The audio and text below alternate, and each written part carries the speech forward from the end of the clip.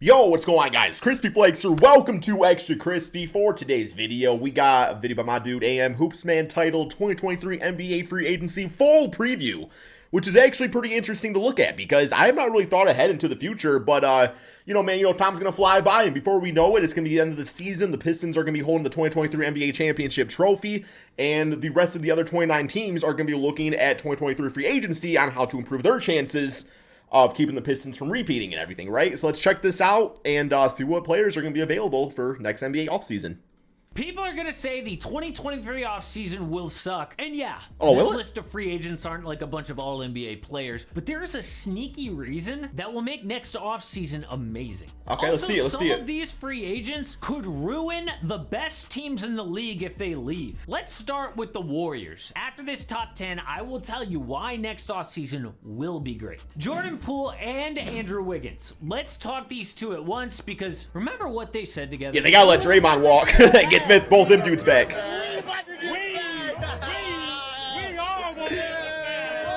Yeah, everyone's gonna get a bag. Except for Joe Lacob. The Warriors already have the highest payroll of all time. Yeah, Draymond gotta be gone probably. Draymond will be up for extensions too. Joe Lacob is only the 24th richest owner in the league. This isn't Steve Ballmer. Last offseason, the Dubs did not spend their mid-level exception to save... Y'all gotta hire Mr. Wonderful from Shark Tank, compete with Mark Cuban.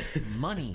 So let's get all the Sharks a team. How high I'd watch. will we go? 400 watch million, it anyway. 500 million? Somebody on this team will take a pay cut, but not Andrew Wiggins. A report says he won't take anything less than the max. In the first round, we thought Jordan Poole would get the max, but he came back down to...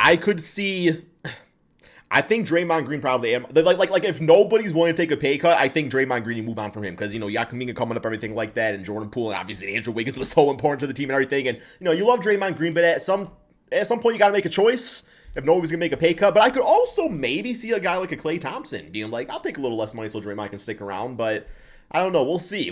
Money talks. Money talks. I think the plan for both guys is to let them play out this next season. If they continue to dominate, all right, give them a bag. Yep. Now, the risk is that Poole will be restricted, so another team could swoop in with a big offer that they would have to match. But there is a world where Klay, Draymond, Poole, and Wiggins all want to get paid, and somebody has to leave to get their money. What y'all think Jordan Poole's worth? 2 solutions for the Warriors at the end of this video.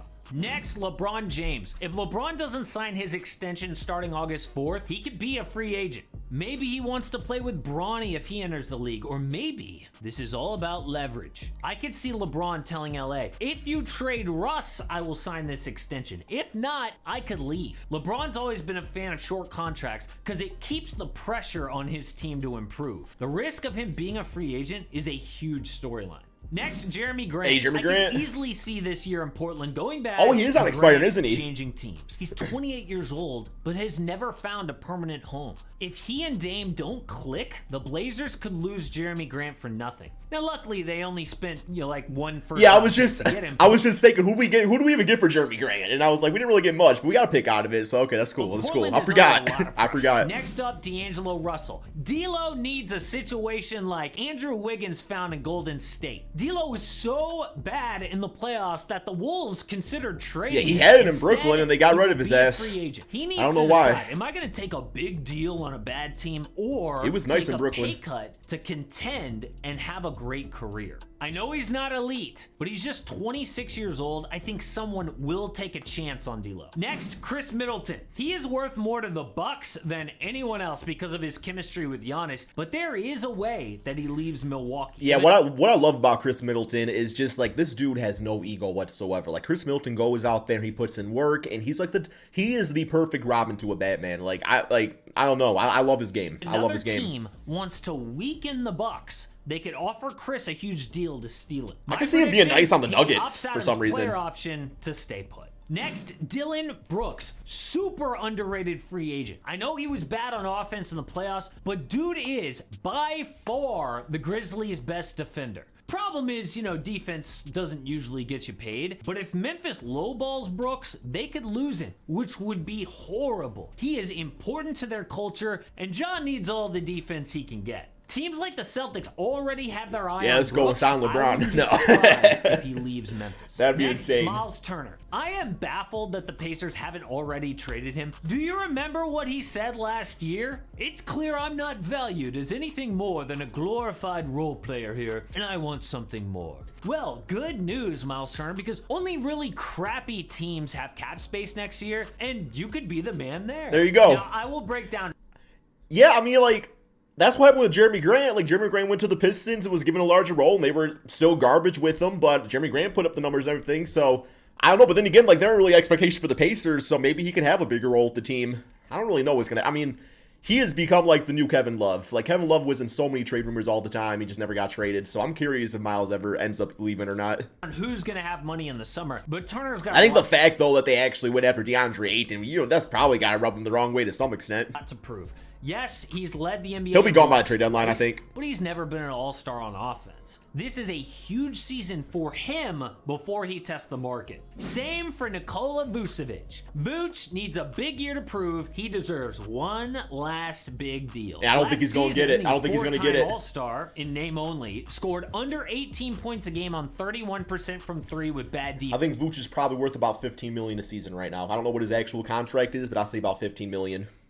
Can the Bulls take another step with that as their starting center? Actually, they have no choice. Letting Vooch go for nothing after trading Wendell Carter Jr. and 2 firsts for him would be a disaster. I think Vooch knows that's a bad trade. And he'll use that to fleece the Bulls in the summer. Next, Kyrie Irving and Russell Westbrook. I'm tying them together as, Hall of Fame guards with a lot of baggage. Both guys need amazing years before free agency. Kyrie's going to have one. Already wants to leave the Lakers to prove he can still be the man. If not, there's a chance he retires.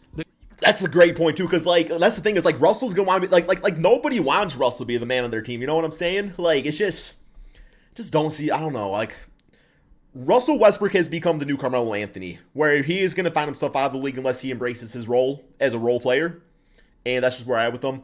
I think Kyrie's going to have a comeback season because he's going to be playing every single game for the most part, hopefully. And, he's going to be dropping 30 points a game. The comparison is Allen Iverson, who chose to quit basketball rather than coming off the bench. Kyrie is still in his prime. Iverson, same as Melo. Nobody wants him. These are the 2 most interesting free agents next year.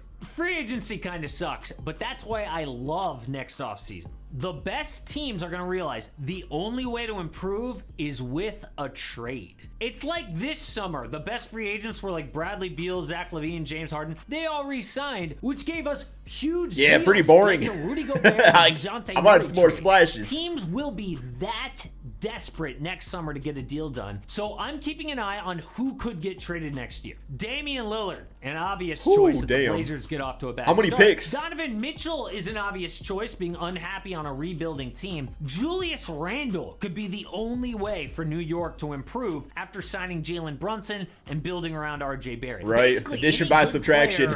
On a fake contender. But there are only 7 teams that I am sure are going to have cap space next summer to sign free agents. The Rockets, the Spurs, the Pistons, the Pacers, the Magic, the Thunder, and the Jazz. Detroit basketball, Just baby. like this offseason. And that means that spending for stars like LeBron James isn't going to happen because the timetable's all off. I mean, the Magic don't need a 38-year-old LeBron. So guys like that take him in Detroit will for only a season or leave two in with a Bronny. sign and trade. Now, back to that solution for the Warriors to pay everybody. Remember, they need to pay Draymond, Poole, and Wiggins next offseason, then Clay and James Wiseman the year after that. The solution... Yeah, Wiseman ain't touched none of that money until that dude could put in a full season. That's as far as I'm concerned. ...is for Draymond and Clay to take a pay cut. Yep. I know that's risky because both Draymond of them will won't want to get paid as much as they can. But this is how the Spurs did it in Tim Duncan's later years. You know what? Actually, I think what might happen is Draymond might test the market and he's going to realize just how much other teams are not going to value him as the Warriors do. And it's going to result in him probably just going back to the Warriors on whatever, pay cut or whatever that's offered up. He didn't get the max. The Dubs always say, oh, we wanted an extended Spurs-type dynasty. Well, you can't keep everyone together financially. Yep. So Draymond and Clay, that's what always pulls it maintain their apart. salary in year 1 with a descending pay scale in years 2, 3, and 4. Now, the other thing that helps a ton is the NBA media rights deal. Back in 2016, you remember the salary cap spiked. It's what allowed the Warriors to get Kevin Durant because the NBA sold their TV rights. Well, that happens again in 2025. $75 billion? Joe Lacob and the other owners a lot more wiggle room below the luxury tax and make all these big deals more manageable.